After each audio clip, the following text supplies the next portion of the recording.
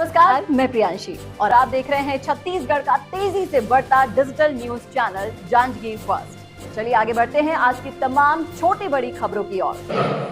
उनके 4 धाम की तर्ज पर 1000 किलोमीटर की परियोजना की शुरुआत की जा रही है और ये विष्णुदेव साय जी की सरकार की अद्भुत उपलब्धि है। छत्तीसगढ़ भगवान राम का गहरा नाता है और वो हमारे भाषा राम के रूप में भी हमारे छत्तीसगढ़ में जाने जाते हैं कि छत्तीसगढ़ उनका ननिहाल है।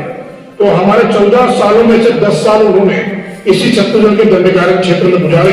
हमारी सरकार की कोशिश है कि छत्तीसगढ़ और देश भगवान राम के साथ छत्तीसगढ़ के रिश्तों को जाने। तो हमने रामलला दर्शन योजना के माध्यम से श्रद्धालुओं को अयोध्या धाम की निःशुल्क यात्रा की व्यवस्था दी है ताकि भगवान राम के रिश्ते और छत्तीसगढ़ के रिश्ते पूरा देश ही नहीं विश्व भी जाने।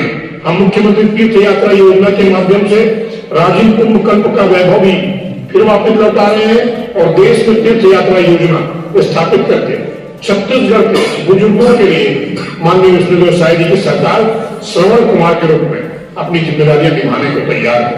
रोजगार पूरक उद्योग नीति की स्थापना हमारी हो चुकी है। हमारी उद्योग नीति में राज्य के औद्योगिक क्षेत्रों में भी विकास की नई संभावनाओं का सृजन किया है। यह नीति प्रदेश की अर्थव्यवस्था को मजबूत करेगी। हमने इस नीति को रोजगार परक बनाया है। नई उद्योग नीति ने युवाओं को स्वरोजगार के लिए प्रोत्साहित किया है। हमने पर्यटन के उद्योग को भी अब छत्तीसगढ़ में उद्योग के रूप में स्थापित करने की मंशा के साथ काम प्रारंभ कर दिया है। राज्य में एमएसएमई को बढ़ावा देने के लिए इसके लिए एमएसएमई मंत्रालय बनाने की घोषणा कर दी गई है और बहुत जल्द ही धरातल पर आकर काम करने लगेगा। नई उद्योग नीति में अनुसूचित जाति जनजाति महिला उद्योगियों सेवानिवृत्त अग्निवीर भूतपूर्व सैनिकों नक्सल प्रभावित आत्मसमर्पित नक्सलियों तृतीय लिंग के उद्योगों को विशेष प्रोत्साहन देने के लिए बजट में प्रावधान कर दिए गए हैं। सुशासन का वादा हमने निभाया है। अब हम पुनः जनता के बीच स्थानीय चुनाव के माध्यम से जाने जा रहे हैं। हमने वादा किया था कि हम राज्य में सुशासन स्थापित करेंगे। इसके लिए तकनीक का प्रयोग भी हमने किया था।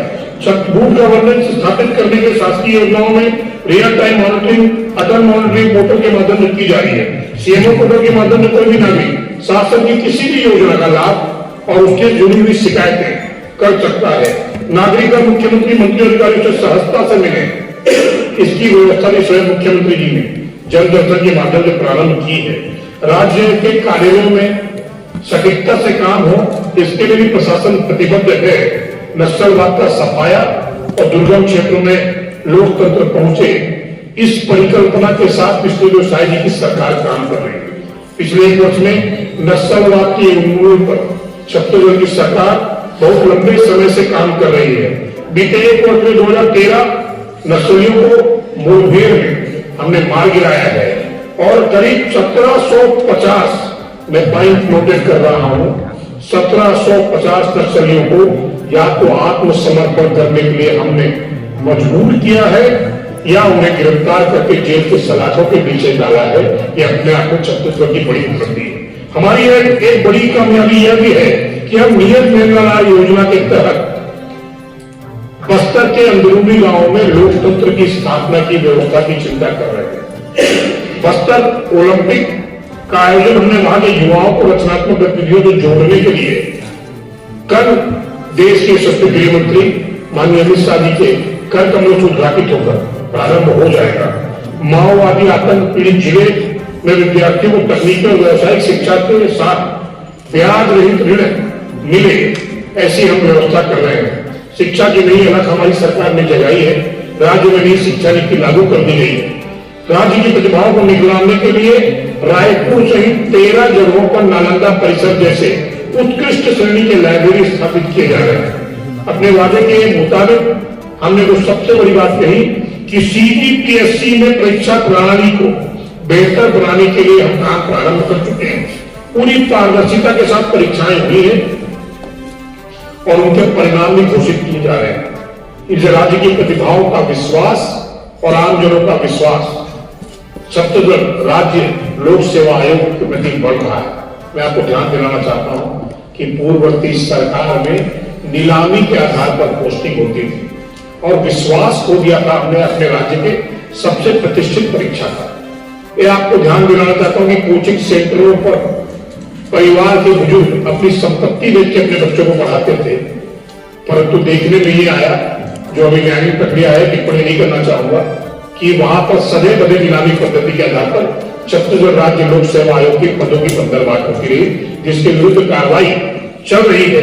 हम नया रायपुर को आईटी हब के रूप में विकसित कर रहे हैं। रायपुर विशाखापट्टनम इकोनॉमिक कॉरिडोर भारत सरकार के सहयोग से निर्माण के साथ तेजी की तरफ बढ़ रहा है और बहुत जल्दी उसकी सौगात छत्तीसगढ़ की जनता को मिलेगी। सिर्फ बिलासपुर में 200 करोड़ रुपए की लागत का एक अत्याधुनिक सुपर स्पेशलिस्ट मेडिकल कॉलेज या बिल्डिंग स्थापित हो चुका है, प्रारंभ होकर ओपीडी के रूप में प्रारंभ किया जा चुका है और इसका शुभारंभ स्वयं प्रधानमंत्री जी ने वर्चुअल तौर पर किया था। रायपुर में भवन अस्पताल भवन का विस्तार और सुविधाओं में विस्तार किया गया है। राज्य के 4 मेडिकल कॉलेजों में भवन निर्माण की प्रक्रिया प्रारंभ कर दी गई है। जांजगीर चांपा, कबीरधाम, महेंद्रगढ़ और नीलम मेडिकल कॉलेज के निर्माण के लिए 1020 करोड़ हमने प्रावधान कर दिया है अपने बजट में। केंद्र का साथ सहयोग, मार्गदर्शन इस पूरी 1 वर्ष के सुशासन की गाथा लिखने में बहुत महती योगदान दिया है। आपको ध्यान दिलाना चाहता हूं कि पहले के जो मुख्यमंत्री थे पूर्ववर्ती सरकार के, वो आईना भेजते थे प्रधानमंत्री को, तो जनता ने ही उनको आईना दिखाकर विपक्ष में बैठा दिया और वो एक गाथा लिख नहीं पाए।